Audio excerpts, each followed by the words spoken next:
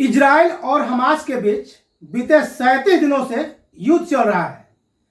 संयुक्त राष्ट्र में फिलिस्तीनी इलाकों में अवैध रूप से इजरायली बस्तियां बसाने को लेकर लाया था प्रस्ताव। भारत ने इस प्रस्ताव में इजराइल के खिलाफ किया वोट। नमस्कार, जय संविधान। मैं संतोष मेहरा। मेरे लिए देश सर्वोपरि, सिर्फ सच के साथ। इजराइल और हमास के बीच युद्ध 37 दिनों से चल रहा है। इसी बीच यूनाइटेड नेशन में एक प्रस्ताव लाया गया है। इस मामले में भारत ने पहली बार वोट किया। फिलिस्तीनी इलाकों में इजरायली बस्तियां बसाने के खिलाफ यह प्रस्ताव पेश किया गया था। भारत ने इस प्रस्ताव के समर्थन में वोट किया। आपको जानकारी के लिए बता दूं कि जब से हमास और इजराइल के बीच युद्ध शुरू हुआ है, यूएन में लाए गए प्रस्तावों से भारत ने दूरी बनाई है। भारत हमास के आतंकवादी हमले की निंदा कई बार कर चुका है।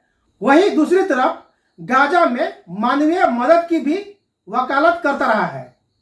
यूएन में पहली बार भारत ने इजरायली बस्तियों के खिलाफ वोट किया है। इस वोटिंग में कुल 145 देशों ने हिस्सा लिया था। 18 देश वोटिंग में अनुपस्थित थे।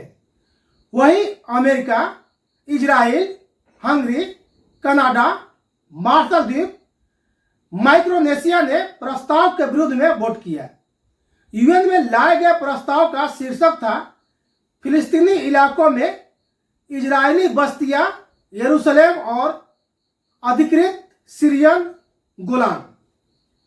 बहुमत के साथ यूएन में यह प्रस्ताव पास हो गया। कुल 7 देशों ने ही इस प्रस्ताव के विरोध में वोट किया था। वैसे फिलिस्तीनी इलाकों में अवैध रूप से इजरायली बस्तियां बसाना अच्छा नहीं है। यह अब खत्म होना चाहिए। पहले भी जॉर्डन ने इजराइल के खिलाफ यूएन में प्रस्ताव पेश किया था, जिस पर भारत ने दूरी बना ली थी। इसमें कहा गया था कि हमास कोई आतंकी समूह नहीं है, इसीलिए मानवता को देखते हुए इजराइल को हमले रोक देना चाहिए। इस प्रस्ताव के समर्थन में 120 देशों ने वोट किया था। वहीं 14 देश इसके खिलाफ वोट किया था। भारत समेत 45 देशों ने वोटिंग से दूरी बना ली थी।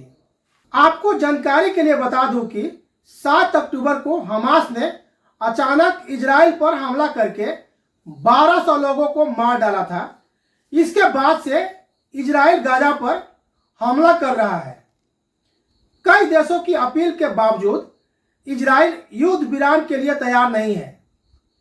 इजराइल के प्रधानमंत्री बेंजामिन नेतन्याहू ने कहा कि युद्ध विराम का मतलब सरेंडर होगा। उन्होंने कहा कि जब तक हमास की पूरी तरह खात्मा नहीं हो जाएगा, युद्ध विराम नहीं होगा।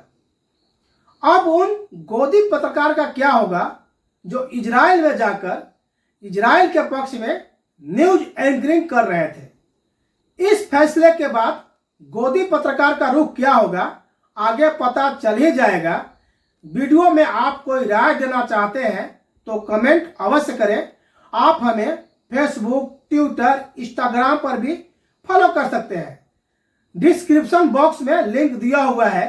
वीडियो को लाइक, शेयर एवं सब्सक्राइब जरूर करें। साथ में बेल आइकन का बटन अवश्य दबाएं ताकि आगे भी मेरा वीडियो देख सके। नमस्कार, मैं संतोष मेहरा।